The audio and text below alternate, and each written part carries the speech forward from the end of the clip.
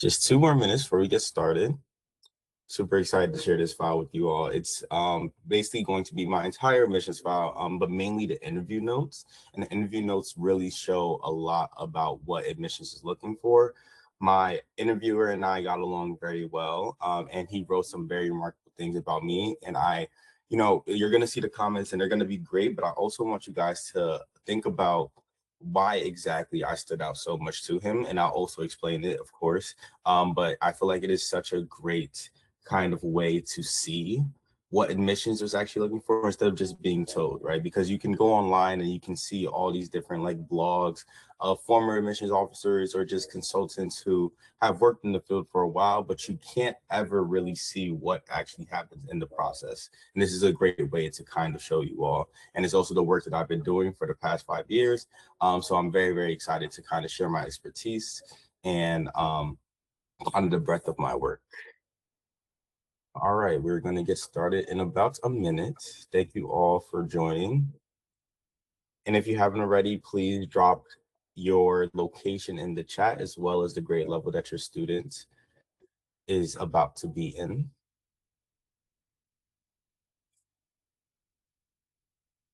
And also any questions that you all may have during the webinar, please feel free to drop them in the chat. There's going to be a Q&A session at the very end, but I will 100% go back to those questions at the end and hit those. So please drop your questions at any time.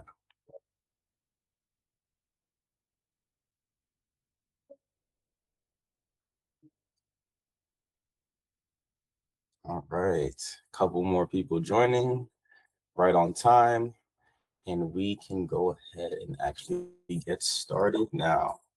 So, hey everybody, welcome to the webinar. Today, I will be going over my Harvard admissions file with you all, including the interview notes. And this is all here to kind of give you guys some clarity on what happens in the Harvard application process and also a lot of Ivy League application processes. So you can prepare your child to kind of be ready, right? Now you know exactly what they're looking for, so you can kind of reverse engineer and work backwards to make sure that they stand out. So my name is Michael Torto. I graduated from Harvard in 2025 with a Bachelor's of Arts in Sociology. And I founded Ivy League Stories right when I graduated in 2025, which is my college admissions counseling agency. But I've been doing college admissions counseling for the past 5 years, right? I started in my freshman year of college, because I did a lot of tutoring in high school, which you will see in my admissions file as well.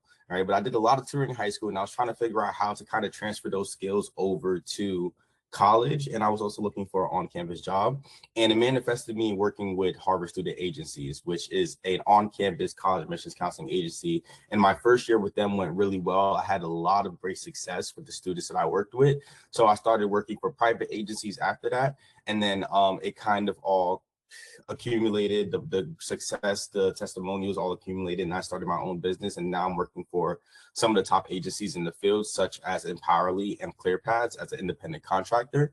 And I'm doing this full time now, right? So I have about 5 years of experience, but I just launched my business, and I'm helping students kind of craft a well-told and coherent story, because that is what matters the most in college applications, which you will see in my admission file. Some of my own accolades are my personal statement was published in 50 Successful Harvard Application Essays. It's a book that you can get on Amazon. It kind of compiles a list of application essays from, I believe, 7 years of Harvard classes. The 5th edition was about 7 or 8 years ago. So they compiled this list and choose 50 of them that they feel were the best and portrayed kind of great stories. And mine got published in there. My essay also got published in the Crimson article, which is the Harvard newspaper, titled 10 Successful Harvard Application Essays. So it was narrowed down even from there, right? Which shows that in high school, I was a very avid writer, right? And I was very good at storytelling. And over the years, I've kind of built this skill and helped students write incredible stories of their own. Right. And I've also been doing Harvard Law and Harvard Business School essays, helping people get into grad school. And my analysis have been featured on the Harvard Crimson as well. And as I mentioned before, I'm an independent contractor at Empowerly and ClearPaths, which are larger scale college admissions counseling institutions. So with my own private practice, I'm able to kind of pull from their resources all of the knowledge that they're giving me, all of the kind of intricacies that a smaller agency might not have. I'm able to get directly from them and use for my own students, which is super, super helpful. So over just this last cycle with the class of 2026, I kind of jumped right into it and had a bunch of clients and I had a bunch of success. I've had 25 plus top 20 undergraduate acceptances, including Harvard, Yale, Brown, Dartmouth, UPenn Wharton, Cornell Dyson, Vanderbilt, Johns Hopkins, U Chicago, Duke, NYU Stern, blah, blah, blah, blah, blah. The list goes on and on and on. It's been amazing, the success that I've been able to have with my students and the amount of trust that they are able to kind of have in me to help portray their stories in a great way, whether it's through like extracurricular building or actually writing those personal statements. I also do graduate school essays. I've had a huge lot of successes OL that are all on my LinkedIn. Harvard Law acceptances, Harvard Business, Columbia Teachers College, Vanderbilt Law, UCLA Law, etc. And I've also helped kids match with QuestBridge, which is a super competitive program. But once you are a finalist and you match with your school, you end up getting $250,000 worth of school tuition to use, which is basically a free ride for all 4 years. They kind of guarantee that, and you're a QuestBridge scholar for life. And I've been able to help 3 students reach that level of prestige. So this is the thing that you kind of rarely hear, right? Because everybody always talks about having top grades, good SAT scores. You know, you need to have your certifications, your internship, and your leadership titles. But the truth is, if you're applying to a top college, right, especially the Ivy League, 75% of the people who are applying have amazing resumes, right? They have the grades, they have the SAT score. You are competing with people who are just like you. So in order to make yourself stand out, the only thing that you can do is have a better story than the next person, right? A story that's coherent, specific, and unmistakably your own is the one thing that you cannot fake, right? And that is what kind of moves the needle. And you see this during interviews, you see this during admission notes, which you'll see from my own. And my interviewer doesn't really mention any statistics, right? He doesn't mention how, oh, he was top 10% of his class. He was the top 1 speech and debater in his state or nation. He remembers a specific kind of action that I took during our Zoom interview because it was COVID. And he mentioned how I had a trophy in the bag that I lifted up. And that is kind of one of the like key things that sold him on me, which goes to show that it's really the detail and it's really the passion and your intellectual curiosity that kind of shines through in these interviews and through admissions and through your essays as well. So you want to make sure you absolutely hone in on those as a student, right? Which is kind of what I hope to cultivate within students, right? The proof is 100% in the detail, and you need to make sure that your students kind of reflecting enough and introspective enough in order to make sure that that detail shines through. So now we're going to read my file together, right? And the things that you're going to see are the reader ratings and their scores, right? So each school has a different way of scoring. I'll show you my scores, but I don't have the specific meaning behind them because they keep that very, very private unless you're from a admissions officer and they can't disclose that. But you also see my reader comments, right? What my admission reader said about my file, my alumni interview report, which is 4 pages that kind of go step by step what exactly made me stand out from academics, extracurriculars, and my overall rating. And then you'll be able to see the exact language, how my story shows up in the evaluator's real notes, and through all of this, hopefully you're going to learn how to nurture your child beyond their resume, right? How to nurture their story so that it shows just as clear as mine did.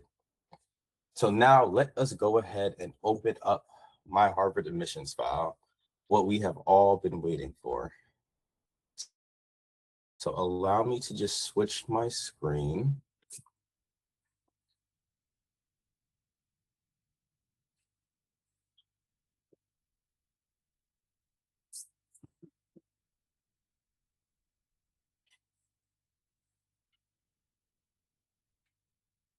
Right, close this one out.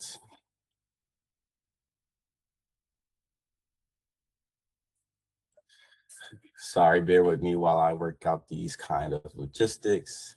All right, here we go.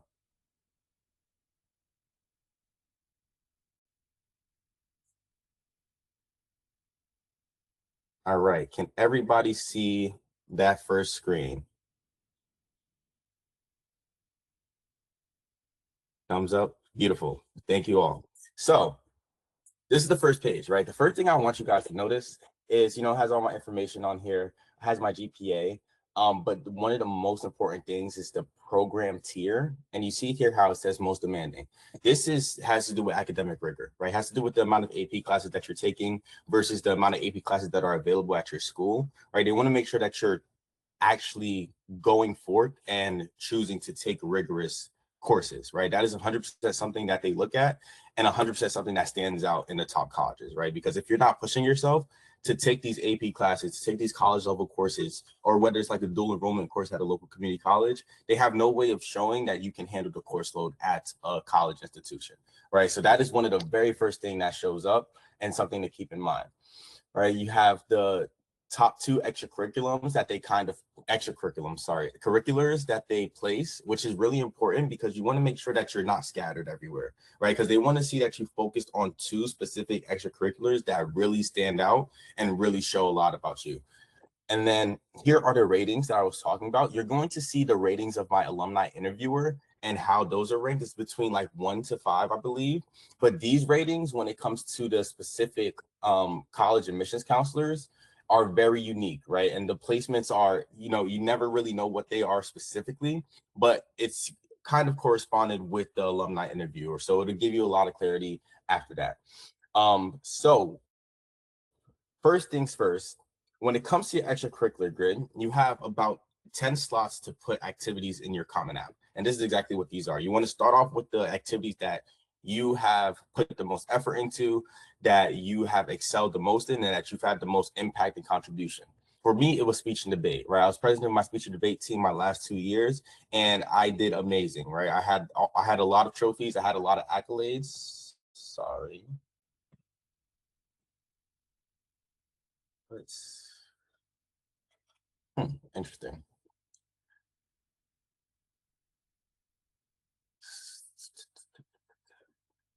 I don't know what I just clicked to make this Zoom. Sorry, give me 2 seconds while I figure this out. But there we go. Beautiful. Not beautiful. All right, so I was speech and debate captain, and that was my lead extracurricular, right? You want to make sure you're a pointy person when it comes to college admissions, which means you have 1 or 2 activities that you put a lot of effort into and that really show your character, right? And that was speech and debate for me, and you'll see my interviewer talk about it, but not necessarily talk about my success, but about my impact. I had an internship with Audible, which is synonymous with, a program like Better Mind Maths, where you're kind of working on research, or you're doing kind of shadowing or volunteering in a very kind of career-oriented field. Community service, where I was a volunteer. I was a publicist for National Honor Society. I was also an AP Language and Algebra 2 tutor in my school, but I really was very, very impactful, right? Because you can always say how, you tutor students, and that's something that's very, very popular when it comes to college admissions.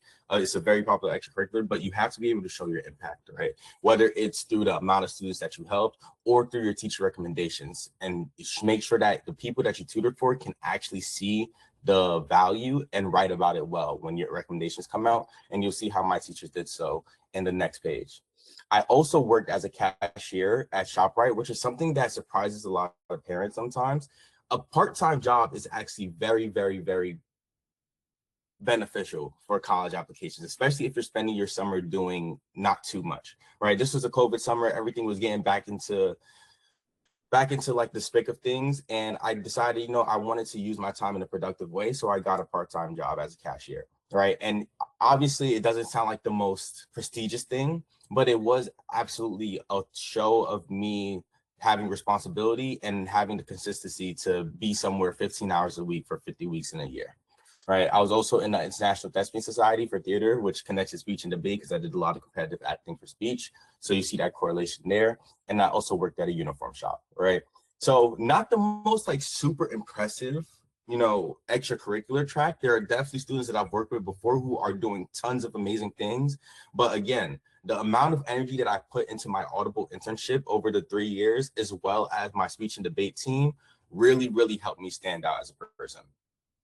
So now we're going to get into the specific notes and comments that my admission officers left, right? So their initials are here. KGF was one officer, and then RXB was another. These admissions officers don't talk to each other at all, right? You get your first read, and then they send it to a second admissions officer to do a second read for like a double confirmation.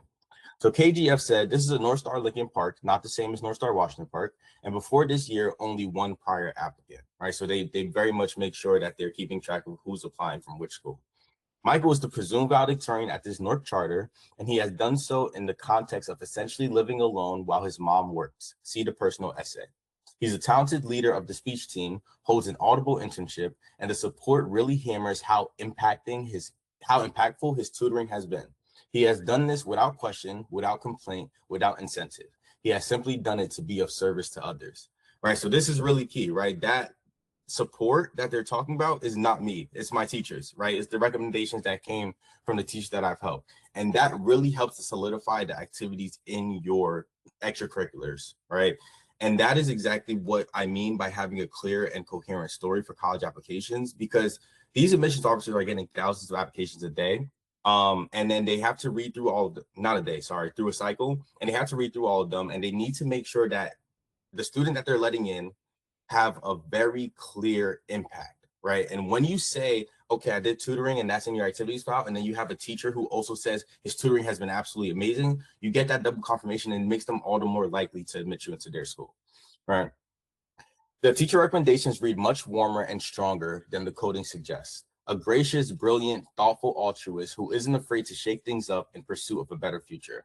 With a confirming interview, a strong case, right? So again, you are in a pool of students who have great scores, great GPAs, and the only thing that makes you stand out is your story, right? You can show your story through your essays, or other people can tell your story for you through the recommendations, right? So those are two things you absolutely want to make sure you're working towards, right? And that you're building relationships with these teachers and these people who are going to write your recommendations so that they can speak to your character and make you stand out from the application pool that has amazing scores and amazing resumes already. My second admissions officer said, I'm bumping up a bit all around as I think the school is trying to tell us how special he is. This is a kid who has essentially done everything on his own for the last 3 years, and it's amazing what he has been able to accomplish. This feels like a real opportunity, and I hope the interview goes well, right? So again, I wrote my personal essay about how, you know, my mom worked a lot, my dad wasn't really in my life, so I was very much alone for a lot of my time in high school. And it wasn't a sob story at all, really. It was kind of a motivational story and a story of how much I appreciated my mother's sacrifice, because as contrary to popular belief, sob stories are not very helpful when it comes to college admissions, because you absolutely have to show how you were shaped as a person, right? And if all you can say is that something really sad happened to you with no kind of shift about how you were shaped into a person who's going to contribute greatly to your college society, then your personal statement is not going to work, right? So you 100% want to make sure you are adding the value, right? You're adding how this experience, even though it might have been unfortunate, is key to your development, right? And not every story that is great is a sob story. I have a ton of essays from students who have nothing really sad to write about, but have a lot of impactful things that they've done, and those work just as well, right? So if you're thinking about personal statement writing right now, the thing you should write about is the most impactful moments in your life and how those have shaped you, right? That never goes wrong if you follow that path. Now, on to my interview, right? So in this interview, I believe 1 is the strongest score you can get. Then it goes to like 1 minus, and then 2 minus, up all the way to 4. 4 is like the worst score that you can get. So they kind of grade you based off of a couple things, right? Academics is going to be one that we see later. They extracurricular, work involvement, family involvement, community involvement is another, and then personal qualities is the very first one. So my interviewer rated me a 1 on personal, a 1 on openness to new ideas and new people, right? They rank it as like truly unusual. So this very much kind of cements my fact of you need to be unique, right? They want to see that you are unusual in the way that you aren't just like every single student who's applying, right? Your uniqueness is your number one kind of superpower when it comes to these interviews and when it comes to your writing and when it comes to your recommendations. They want to see that you are different, right? Potential contributions to college life, I got a 1. What kind of roommate would this student be? I also got a 1, right? So they're thinking about all these different things as they're interviewing you, which is super important to understand. When they're also asked to kind of give a couple of words to describe the student. My words were balanced, mature, leader, passionate, empathetic, and compassionate gravitas. All right, and then the notes start with him saying, of all the remarkable candidates I've met as an alumni interviewer, Michael Torto is by far the most impressive. Right. So off the bat, very nice. This is actually like one of the best interviews, like one of the best compliments I've ever received in my life. And this whole file kind of he does a lot of praising, which is great. But and I think that the most important lesson is why that praise comes, right? Because he doesn't even talk about scores or stats as much, like I say, right? It's a lot about character. So I want you guys to definitely focus on that section, and please feel free to drop questions about specific things that he noticed and why you think, or any question that you have about how exactly I made that come across. So he says how he exudes a quiet strength that demonstrates why he will become a leader in his field. From the very first interaction to the final follow-up, he demonstrated a mature understanding of what it takes to get a job done.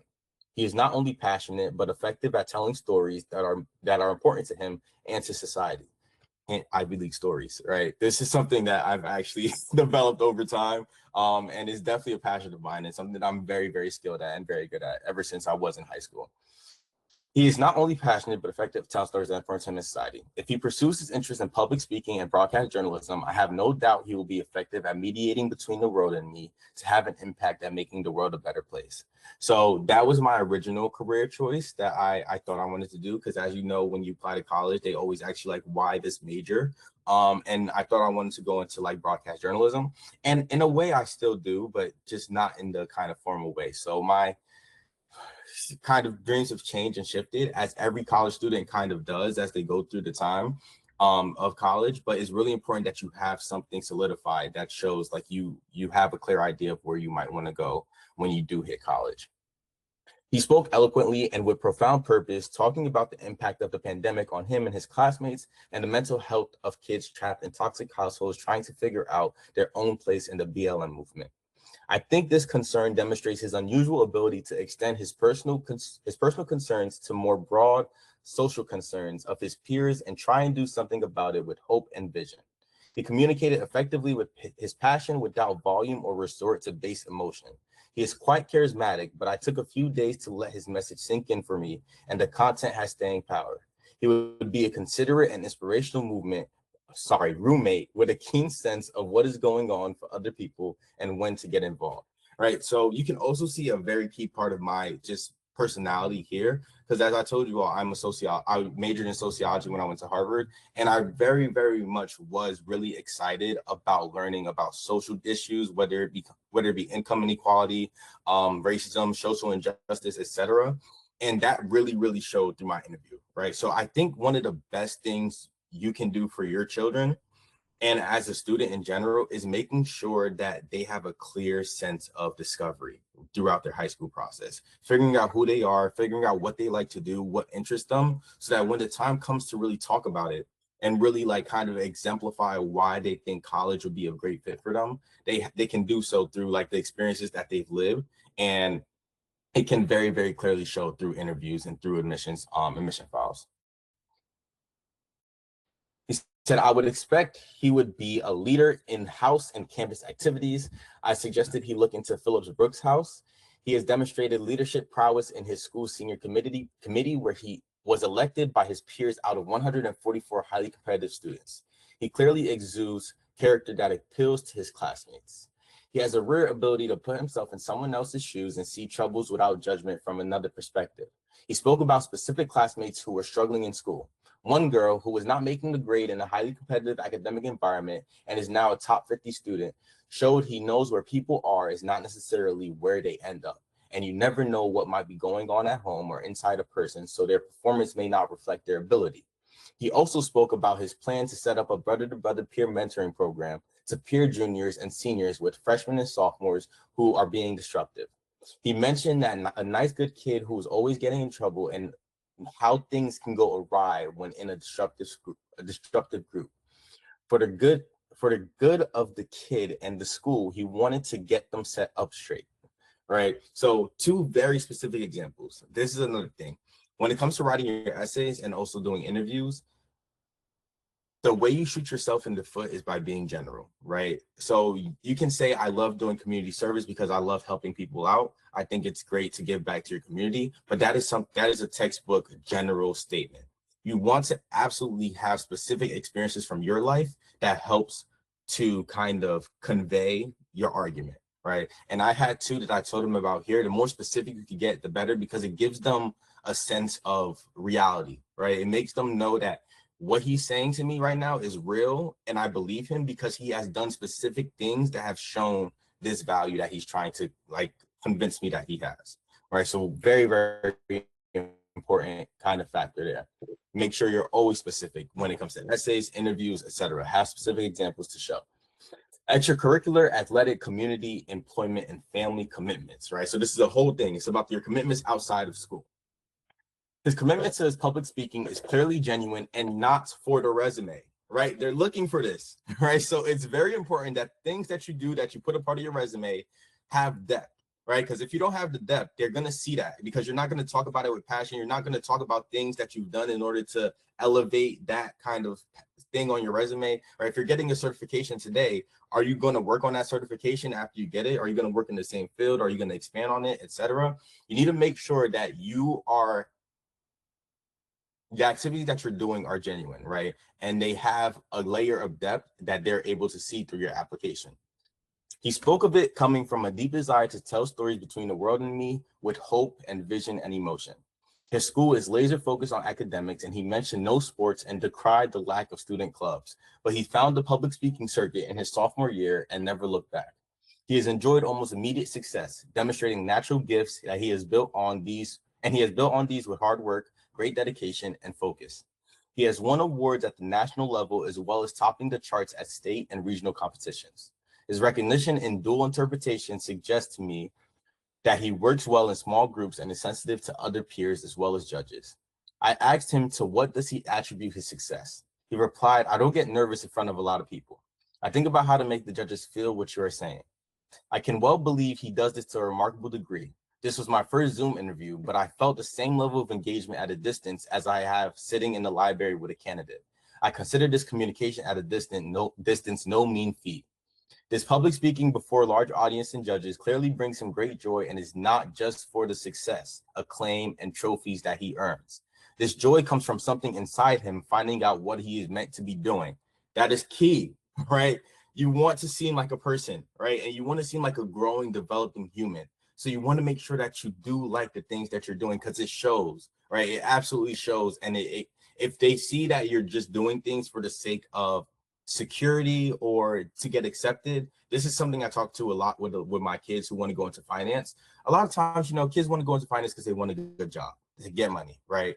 But that is absolutely the wrong way to go about searching for your college major and talking about it, right? Because he can tell, like your interviewer, your admissions officers can tell right off the bat if you actually are interested in economic theory, or if there's like a social component to why you're interested in finance versus if you just want to make money. And they're 100% going to go for the candidate who actually cares about the topic, right? So you have to make sure that your interest is showing, right? And even if you're doing great at a specific thing, if you're a robotics champion, if you're a speech and debate champion, you need to make sure that your story goes deeper than just the trophy, than just the winning and just the trophies.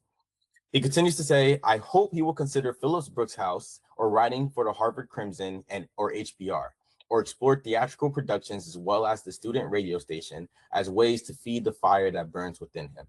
He may not have had such opportunities in his school, but he might flourish and contribute to them in important ways. All right, so now he talks about academic rating. I got a 1- for the overall rating, but I got a 1 for love of learning, and then a 1 for intellectual curiosity, and then a 2 for intellectual originality, right? I think the 2 is the lowest score I ever got, and he kind of explains why I got a 2 for originality, and it comes here. He says how Michael is an all-around talent that could excel in many different fields.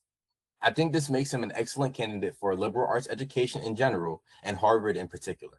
I feel that it is important that he have the opportunity to explore knowledge widely and not get tracked too soon into pre-professional grooves if he so chooses. I would not be surprised if his interests evolve as a college student in a stimulating environment, right? So my interviewers, these people are trained, right? That's all I will say, because he says things in this kind of in these notes that I actually ended up doing in college, and I did not read this until my junior year. Right, my path did change. I did explore a lot while I was at Harvard. And I also did do PBHA. I wrote for the Harvard Crimson here and there. But I just like, this is just goes to show that these people who are officers and interviewers, they absolutely know how you as a person might fit into their college. So they will either, based off your interview, they'll see who you are as a person. That's why it's always important to be 100% authentic and genuine, so that they know if you are a right match for their college, right? Because as he says, like, Harvard is a liberal arts college. It's not a super heavy research school, right? That's more so Princeton. But if you are a student who's kind of exploring fields, of overall well-rounded talent, that's where you applying to Harvard would work in your favor, right? And you can absolutely see that during the interview with these students, but you have to be able to show like that full version of yourself. He talks about his decision to shift his focus from computer science to broadcast journalism as a desire to have greater social impact. I think there are many ways he could fulfill this mission, and he has just begun to explore more options. Clearly, he is an all-arounder who can excel at whatever he chooses, but his interests were impacted his sophomore year as he became involved in public speaking. Although he claims to have come late to the pursuit since he did not participate as a freshman, he clearly has a gift and natural talent, and so has enjoyed almost immediate and even increasing success at the regional, state, and national level in dramatic interpretation and declamation categories. I asked how his family felt about his decision to public speaking. He said, "My mom was worried at first that all the time in preparation and competition might interfere in my academics, but she was pretty happy when I started bringing home trophies." At this point, he flashed a 1,000-watt smile and turned behind his chair and hoisted a trophy that was about as tall as him. He has charm and good humor, as well as wit and impeccable delivery. All right, so I vividly remember this part of my interview, and obviously you're not going to be home for your interview probably because you're going to meet in person, and you can't just like pull out a trophy from your living room. But the key takeaway from this kind of experience is to just be human, right? And to show yourself fully, right? It's not a job interview, right? They just want to know who you are, right? So whether it's like, oh, if it comes up, right, and you have like a picture in your wallet, that of like something that really motivated you through high school, show them that, right? Or explain it to them, right? You don't want to just be textbook answering their questions. You want to kind of show your personality and who you are through this interview as well, right? And that is one of the things that stood out most to him. I talked to him after. He was like, that was kind of the thing that solidified it for me, because it really did show a certain amount of kind of maturity, but also understanding of the sacrifices that I had to make during high school and how they paid off. That said, I would not be surprised if he chooses a career in politics or media rather than academia. Compared to the high standards of Harvard applicants, I have not seen evidence of strikingly original thought or research at such a young age, although they may exist. Some of his theories are appropriate for high school students, and so it's hard to say whether or not he would mature into a Harvard faculty member if he so chooses. I suspect his goals lie elsewhere, and that he will make an impact in the world of action rather than thought. It would be wonderful if he could have 4 years of pursuing knowledge for its own sake before committing to his present career path of broadcast journalism. I would not be surprised if he found new intellectual passion for politics or theater, but even if he sticks with broadcast journalism, he will bring to it a richness and fullness of intellectual engagement and rigor, right? So here is where that intellectual originality score of a 2 comes in. Because when I was in college, I didn't do any research, right? I was very much a humanities kid. And doing research wasn't something that was very prominent in my school, right? So I didn't necessarily have like these huge kind of philosophical thoughts, even though I got there once I was in college. So he was very right about like the fact that they did exist. I just haven't kind of fostered them. But this is like the weakest point, right? And obviously sometimes families believe to get into Harvard, you have to be like doing tons of groundbreaking research, be published in the journal, and that is not true, right? Because there are students at Harvard that are like that, right? But if you have strengths elsewhere and you're able to show that, right, they can very much overlook different parts of your application, right? So that is kind of like the transparency here of like my weakest point, but how it wasn't even that much of a detriment to me because he understood my character in totality, right? And how that wasn't something I was necessarily focused on, even though it was a gap compared to other Harvard students. Now we get into the overall rating, and he rated me a 1 overall. And this is again where he gives me a very nice compliment that like I should probably have this framed in my room at some point. But he said there are circumstances that affect the student and myself. Nevertheless, I feel that he clearly rates a 1. He says to say that he is one of this year's best is, in my experience, clearly not enough. He is the best that I have ever seen.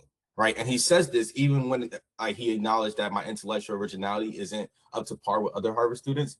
But again, there's very, very different parts of your interview and of admissions that they're looking at to determine who you are as a person. Right. And if you're able to kind of show that you have an understanding and you've discovered yourself and you have a clear kind of path that you wish to explore and that you're just a stellar applicant, you are able to kind of stand out within amongst the crowd, right? Regardless of what your intellectual research has been, etc. Right.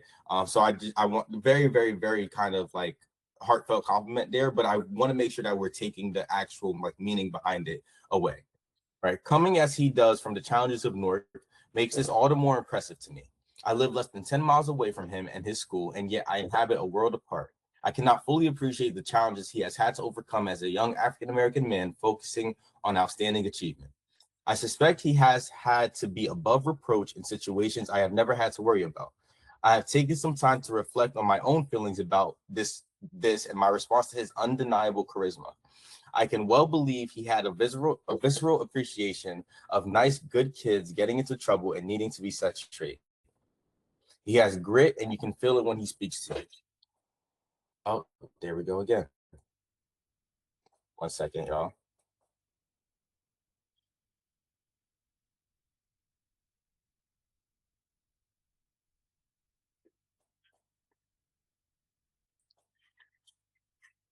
Sorry for the technical difficulties. Allow me to unshare my screen and then pull this back up.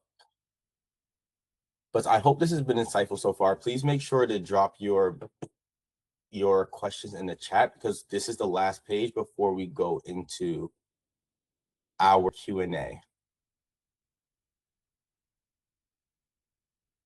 And then I have also a kind of like surprise / gift at the end that I would love to show you all. So yeah, just stick tight for the very end for that. And then we are back live. And we're just gonna make this single page. All right, so he says he has a grit and you can feel it when he speaks to you. I feel that it is challenging to capture the full extent of the student's desirability for admission to Harvard, but I have done my best here. Please feel free to contact me if you have any further questions. All right, and then he talks a little bit about my charter school, but this isn't necessarily like important. And then he says how the meeting was a rare and rewarding exchange of ideas, how there's an easy flow of conversation, and I was a diamond in the rough. So that concludes my Harvard admissions file. But I would love to answer any questions. And I also, for my own business, I do free profile review calls, right? And I'd love to have you and your student on a call where I completely, for 30 minutes, I have you fill out a form prior to the meeting. And I use that 30 minutes to kind of talk about where your child is excelling and what exactly they should be doing in order to be competitive for top school admissions, right? Because I take it that all of you families are kind of working towards your child making it into like their dream school, and admissions is very, very, very, rigorous nowadays, right? It's very competitive, and you need to make sure that you stand out amongst the applicant pool, right? And through my experience doing college admissions counseling, as well as my Harvard interview, I went through the actual process myself.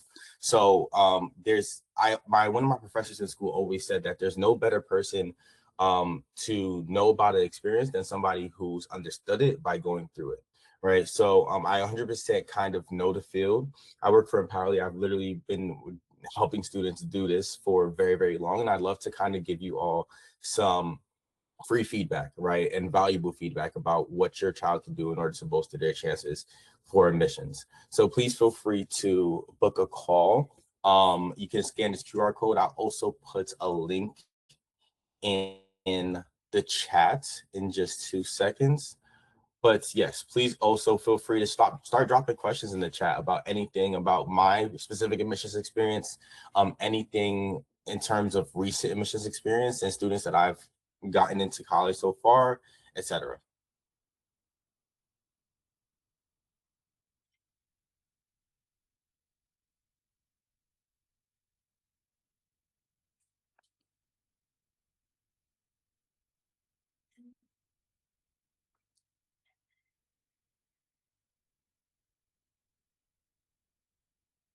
Based on your experience since getting accepted at Harvard, what would you suggest for a student who is leaning towards tech, research, and engineering fields? So, first and foremost, right, starting out, make sure you're getting exposure, right? Whether it be your robotics team or whether it be like doing certain like AI internships or partnerships with local kind of businesses or firms, whatever the case may be, or professors. You know, shadowing professors working in tech, research, engineering fields is a great way to go as well. And then you have to have some original thought, right?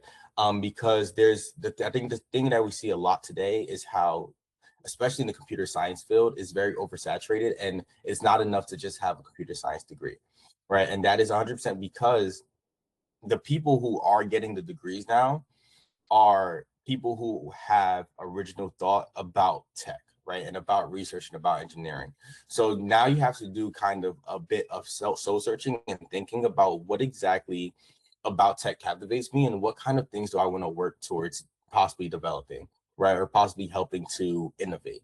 And through those kind of like, through those that time that you have throughout high school, whether it's working through, you know, robotics or doing research, kind of try to align it with exactly what you might want to pursue in the future, right? Or a bigger change, or just it's a matter of like scaling, right? You need to absolutely be more than just somebody who does well in robotics at this point. You need to show kind of original thought. You need to show kind of capability, and you also need to be able to show that you are ahead of the curve than everybody else who might be interested in engineering or research. Does that make any sense? And I'd love to talk to you about your child in particular, about specific things that they can do in a free profile review call if you're up for it. What would you suggest for a student going into toxicology or biochemistry? I love that. So a very unique field, which is great, right? Well, not necessarily biochem, but like toxicology specific in particular is very, very unique. I would say get opportunity, right? Something I do with my kids a lot is whether it's like at a local hospital, like especially for my pre-med kids, if they have a specific specialty that they know they're very, very interested in, we go and we search for like hospitals or private practices that have people working in that specialty and email and have them show up in person to say, hey, we would love an opportunity to just kind of like shadow you, right? If all we can do is shadow you, that'd be great because we're still getting a bunch of kind of knowledge about what you're doing, and that knowledge can evolve into, you know, independent research or, you know, working for somebody else, right? The opportunity is there as long as you have that interest. So I would say getting some like real life experience in the field, right? Whether it's again local professors at like state schools, community colleges, etc., are great because they often need like, you know, just volunteer free work, free help to help kind of like organize things in their lab or whatever the case may be, and you get real good experience there, right? So that is my number one kind of feedback, right? Get some real world experience. Do admissions officers care more about what an applicant has already done or what they could visibly plan to do in the future? Okay, this is a great question. So most of it is what you've already done because by the time you're doing your interview, you're in your 12th grade year and about like what, November, or yeah, about November if you're doing early decision. And then if it's regular decision, you're having your interview around like February. So you need to talk about the things that you've already done, right? Because there's not much of high school left. But then the trick is you can use what you've already done to talk about your future plans, but you need to make sure that they align, right? So if you did speech and debate, you did great at speech and debate, right? And you have like this form of acting that you love, right? Or this form of theater that you absolutely love, and you didn't get a chance to do it in high school, but you want to kind of put on a play that you've been writing. That is something that you can absolutely tell admissions officers that make you stand out, right? If you say, I'm writing a play right now in this specific theater form, and I can't wait to put on a production, I probably won't be able to do it in high school, but it's something that I'm definitely looking forward to doing in college. That's great, right? But you have to show a past of already doing things having to do with that, right? So that they can believe you, and so that they can believe that, oh, what this person is saying that they'll do, they actually will, right? That's the only thing that makes a difference between somebody who says they're going to do a bunch of amazing things versus somebody who says they're going to do a bunch of amazing things and somebody believing that, right? So that'll be my answer to that. Does that answer your question? Or is there something specific you want me to hit? And I also just drop the link to the free profile reviews in the chat. I am, just because it is the midst of application season, and we're in July, and I have a lot of kind of rising seniors. I am only taking about 10 to 15 more kind of applicants this cycle. So please book the free profile review is absolutely no commitment at all, right? It's a way for me to give you value. But if you are interested in services and everything, please book that review. We'll talk about the services after and how we can help craft your child's essay, and also their if they're not a rising senior and they're a rising junior instead, how to make their extracurriculars align, right? I know a lot of you are Better Mind Labs parents, so you're already doing great in terms of getting your child certifications, making sure that their activities are, profound, but you also want to make sure that they all connect, right? And I'm very good at helping them all come together in a coherent sense. So yeah, please book that free profile review call, and we can definitely talk and give you some value that'll definitely help with your student and their development, regardless if you continue with services or not. How do you recommend showing personality in my essay and making it sound convincing or inspiring and not just accomplishments? Great question. Great answer. Great question. Sorry. My answer to that would be, it takes a lot of soul searching. It takes a lot of self-discovery. And that's something that I do a lot in the sessions with my students, because as a high school student, you're not thinking about that, right? You're thinking about making great grades. You're thinking about performing the best in your sports, your team, etc. And you're not doing a lot of reflection about, okay, what does this mean to me? I kid you not. Every single one of my meetings, I ask my students, okay, why are you doing this? Why do you find this exciting? Why is this impressive? And we have to kind of walk around in circles until we hit kind of this one like topic that they really enjoy, whether it has to do with like how they were raised, or how this one activity helped give them like a sense of joy because of blank, right? But it's a matter of like a whole bunch of question asking and digging deep, right? And through there, you're able to kind of like show what kind of personality traits, what emotions you attach with your accomplishments. And then you're able to kind of show your personality and make it a whole story and make it convincing to admissions officers. Right. So it takes some soul searching, right? So if you want to do it yourself, ask yourself why, right? And like keep asking yourself why, right? If you say, I like robotics because I like putting things together, why do you like putting things together? Like, where did that start? Right. And then keep kind of going deeper until you find a real personal connection to the things that you're doing. Any guidance on getting internships in high school, as I have tried looking for some, but have not been able to find any? Yes. It's a hard world out here for internships, right? And a lot of the time, right, there are some available, right? I got my Audible internship just because it was more so a local thing, right? So a lot of time it has to do with chance, but there are also ways to show your kind of expertise and to show that you are doing things productive with your time without having an internship, right? Passion projects are a big one, right? And that one is also kind of something that I would say shows a lot more character than an internship does, just because you're doing something on your own that you're passionate about and you're taking that initiative, right? That is something that I help a ton of my students do as well. And whether it's like creating a nonprofit for no-kill shelters, which is what one of my students that got into Duke, that's something that we ended up doing as well, or whether it's doing research independently and getting published in journals, right? That is a huge chunk of time that an internship would usually take, but you're using it to develop something that you're interested in on your own, right? And that shows that is stellar, right? But besides that, obviously there are some really good like college programs, right? You want to be careful with college programs though, because you want to make sure you're not just doing like pay to play programs that are kind of easy to get in. They charge you like $4,000 for half of the summer or whatever the case may be, because a lot of times colleges don't necessarily like those, because a lot of kids put it on their resume and they think, oh, that I did this great program at Stanford or at Harvard or at Yale, and this will carry the weight, right? That is not true, right? If they see that program there and you haven't built on it in any type of way, there's no kind of profound reasoning as to why you participated in it, then you're not going to like fare well when it comes to admission school, right? Because they know that you just went and paid for a program and did it. But there are some really good college programs out there like MIT RSI, Stanford SUMRAC, and tons of others that you have to have a real resume for. So you need to make sure you're building early, right? Whether it's through a passion project, etc. And then you can get those kind of programs, prestigious programs and rewards. And that makes you very, very well.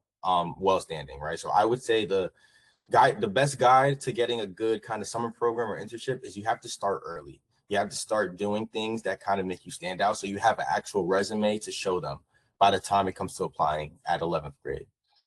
Somebody said, I built a project NGOs at Better Mind Labs to improve food redistribution and it won a competition. How can I position that in college applications so admission officers see it as more than just another project? Great question, right? Because this is what it all comes down to. This is literally it, right? You do something really impactful. It has potential, but you don't know what else to do, right? You don't know how to make it stand out. And that is something that we would have to talk about, like me and you.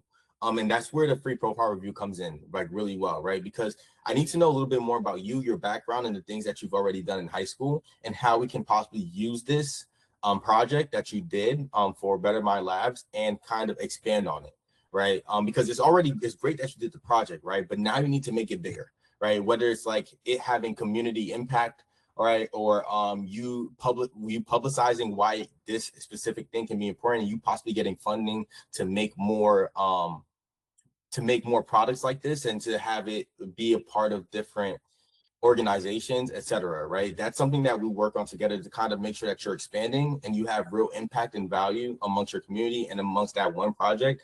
But yeah, that is 100% something that we need to like talk more about so I can know a little bit more about you, your goals, and etc.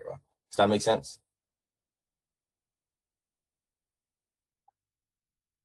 No problem. I will drop the free profile review link in the chat one more time. Yes, you do have a option to upload a resume while following Common App. I work with my students through that as well. You have your activity sections, which name like every single bit of your. It's kind of like a manual resume, right? You have to kind of put the activities that you've done, and then you have 140 characters to kind of describe what your impact and commitment was. But when it comes to uploading an actual like full resume, I do not believe so. But a resume, one second, a resume should always be one page. So your Common App resume that you upload should 100% be one page. Multiple pages sometimes works, but you always want your resume to be one page, right? So that's something that again we can work with. You can make the font like 10.5. We should know what to take off because a lot of time there's fluff, right? That 100% fluff that you can take out. And yeah, so just make sure that you're making sure that the thing in your descriptions talk about your impact and your commitment, and you're using action verbs as well. In the start, you mentioned about certification could give you some examples of what you can pursue. In the start, you had mentioned about certifications. Give some examples of what you can pursue. Can you rephrase that question?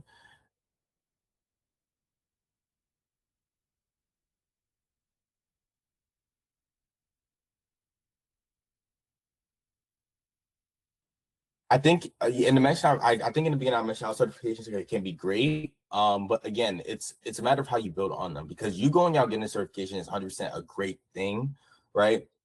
But it is also the same as saying, I want you guys to think of it like this, right? You go to college, you get a degree. Cool. You've gotten the degree, you've done your 4 years of work, but at the end of the day, when you want to get a job, there are thousands of other people who have that same exact degree you have, right? Maybe you went to like a better school, right? So now your degree has a little bit more weight, but even at your school, there are thousands of other people who have the same degree that you have. What makes you stand out? If you've already done work outside of that degree, right? If you've expanded on that degree in any other way, right? If you've done your own independent research and got the degree, right? So there's things that you can build on, right? The degree is already impressive, just like how your certification is very impressive.